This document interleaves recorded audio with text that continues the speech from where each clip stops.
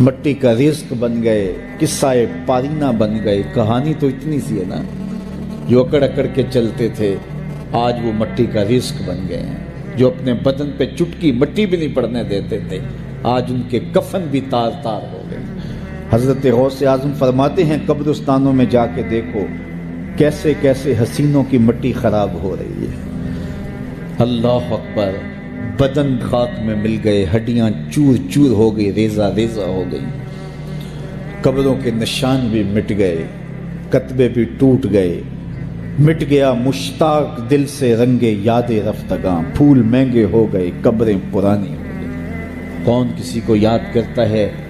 اور اسی طرح ہم مل کے مٹی کا رزق بننے والے ہیں، لیکن کوئی ایسا کام چھوڑ جائیں گے، اپنے رب سے جڑ جائیں گے، اپنے رب کے بندوں سے جڑ جائیں گے، رسول کریم کے دامن کو تھام لیں گے تو پھر موت بھی مرنے نہیں دے گی، پھر سرخرو اور سر بلند ہوں گے، پھر عزتوں کے تاج سروں پہ رکھے جائیں گے، وقار کی مسند پہ بٹھائے جائیں گے، فقیر نام تنا دا باہو قبر جنا دی جیوے ہو۔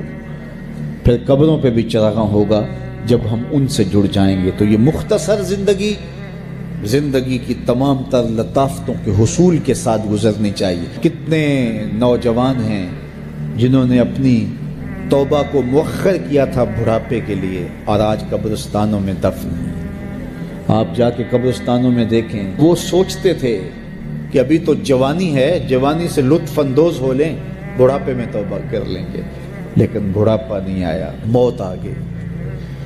موت تو برحق ہے، یہ تو آ کے رہنی ہے، لیکن بڑھاپا لازمی نہیں ہے کہ ضروری آئے۔ حضرت امام غزالی نے ایک بڑی خوبصورت بات لکھی، فرماتے ہیں معاشرے میں نظر دوڑا کے دیکھو، زیادہ بچے ہیں، زیادہ جوان ہیں یا زیادہ بوڑھے ہیں؟ تو کہا آپ کو بچے زیادہ ملیں گے۔ ہر گھر میں دیکھ لیجئے، بچے زیادہ ہوں گے، جوان ان سے کم ہوں گے، بوڑھے ان سے کم ہوں گے۔ تو اگر بوڑھے تھوڑے ہیں، جوان زیادہ ہیں، تو غزالی فرماتے ہیں پھر بات سیدھی سیدھی ہے، بڑھاپے تک کوئی کوئی پہنچتا ہے، زیادہ جوانی میں چلے جاتے ہیں۔ اور کہا کہ اگر جوانوں سے بچے بھی زیادہ ہیں تو پھر اس کا مطلب بھی سیدھا سیدھا ہے کہ جوانی تک سارے نہیں پہنچتے، بہت بچپن میں چلے جاتے ہیں۔ غرہ کس پہ، ناز کس پہ، غرور کس پہ، تکبر کس پہ؟ تو یہ مختصر زندگی جو اللہ کی امانت ہے، اس کو اللہ کے نام پہ گزارو۔ جو بیت گئی وہ بیت گئی، وہ تو منہا ہو گئی زندگی سے۔ وہ مجھے رات سے کچھ لوگ میسج بھیج رہے ہیں کہ آج 16 مارچ ہے اور آپ کا پیدائش کا دن ہے، مبارک ہو، اللہ سب کو جزا دے۔ لیکن میں آج اپنی چھوٹی بیٹی کو بھی کہہ رہا تھا، وہ مجھے بولی کہ ابو آپ کو مبارک ہو، تو میں نے کہا کہ آپ ہاتھ اٹھا کے اللہ کی بارگاہ میں دعا کرو کہ اللہ آپ کے باپ کے 46 سال کے گناہ معاف کر دے۔ یہ تو زندگی گزر گئی ہے، 46 سال میرے ہاتھ سے نکل گئے ہیں، میں الٹا بھی لٹک جاؤں تو یہ میرے ہاتھ نہیں آ سکتے۔ اگر میں نے اچھے گزارے ہیں تو مجھے مبارک ہو اگر قبول ہو گئے ہیں، اور اگر اچھے نہیں گزرے تو مجھے توبہ کرنی چاہیے، زندگی کی کوتاہیوں سے توبہ کرنی چاہیے۔ ہم سمجھتے ہیں ہم بڑے ہو رہے ہیں، حقیقت میں ہم چھوٹے ہو رہے ہیں۔ ہم اپنی زندگی کے اہداف طے کریں، زندگی کے مقاصد طے کریں، ساری زندگی اس کے گرد سفر کرنی چاہیے۔ کئی لوگ ساری زندگی گزار دیتے ہیں، ان کو ساری زندگی راستہ ہی نہیں ملتا کہ جانا کدھر ہے۔ وہ کیوں؟ وَأَضَلُّ السَّبِيلَ، اللہ فرماتا وہ بھٹکے ہوئے مسافر ہوتے ہیں۔ اللہ سے راستہ مانگو، آہستہ چلو لیکن منزل کا تعین کر کے بڑھو، بڑھتے رہو، منزل تمہارا استقبال کرے گی۔ آج مشکل ہے تو کل آسانیاں ہوں گی۔ تو یہ زندگی تیزی کے ساتھ کٹ رہی ہے، لمحہ لمحہ میں اور آپ موت کے قریب ہو رہے ہیں۔ قبل اس سے کہ وہ وقت آئے کوئی حجت باقی نہ رہے، مجھے اور آپ کو اپنی آخرت کی تیاری کی کوشش کرنی چاہیے۔ کتنے لوگ تھے جو ہمارے ساتھ چلتے ہوتے تھے، آپ ذرا اپنے ذہن پہ زور دیں۔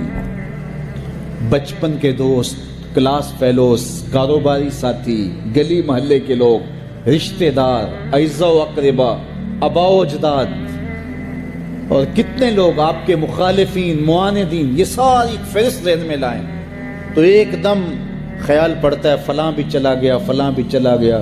کوئی سال کے بعد اچانک کوئی بات یاد آتی ہے تو یاد آ جاتا ہے، کوئی 6 ماہ کے بعد یاد آتا ہے۔ کئی ایسے لوگ ہیں کہ سال ہا سال بعد یاد، ہاں وہ بھی ہوتا تھا، یہ وہ لوگ خوش نصیب ہیں کہ جب وہ عمل کر رہے ہوتے ہیں تو ان کے دل تھر تھر کانپ رہے ہوتے ہیں کہ پتہ نہیں مالک یہ عمل بھی قبول ہوئے ہیں یا کہ نہیں ہوئے۔ البتہ گناہ سرزد ہو جائے ان سے کبھی کوئی بدی سرزد ہو جائے، پھر تو خوف کا عالم دیدنی ہوتا ہے، پھر تو خشیت الہی سے ان کا رواں رواں کانپ رہا ہوتا ہے۔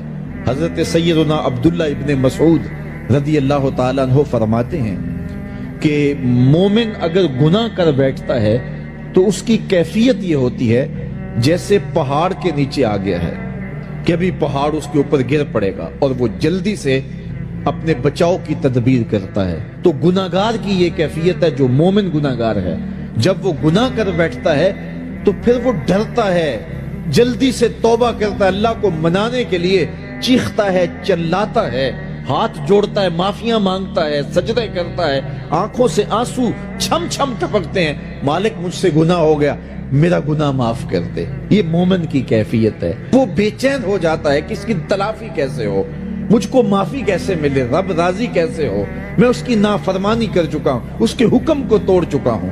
تو پھر وہ جلدی سے اللہ جل شانہ کو راضی کرنے کی کوشش کرتا ہے اور توبہ کی دہلیز پہ آ کے کھڑا ہو جاتا ہے۔ اور بندہ جب توبہ کرتا ہے تو اللہ تعالیٰ جل شانہ یہ نہیں دیکھتا اس نے جرم کیا کیا ہے، اللہ دیکھتا ہے یہ میری دہلیز پہ آ گیا ہے، توبہ کے ایک آنسو سے اللہ پچھلے سارے گناہ معاف فرما دیتا ہے۔ اور منافق کی کیفیت کیا ہے؟ جب وہ گناہ کرتا ہے تو اس کی کیفیت یہ ہوتی ہے جیسے بدن پہ مکھی آ بیٹھی اور اس نے ہلکے اشارے سے اڑا دیا۔ اب مجھے بتائیے سویر سے لے کر شام تک کتنی دفعہ ایسا ہو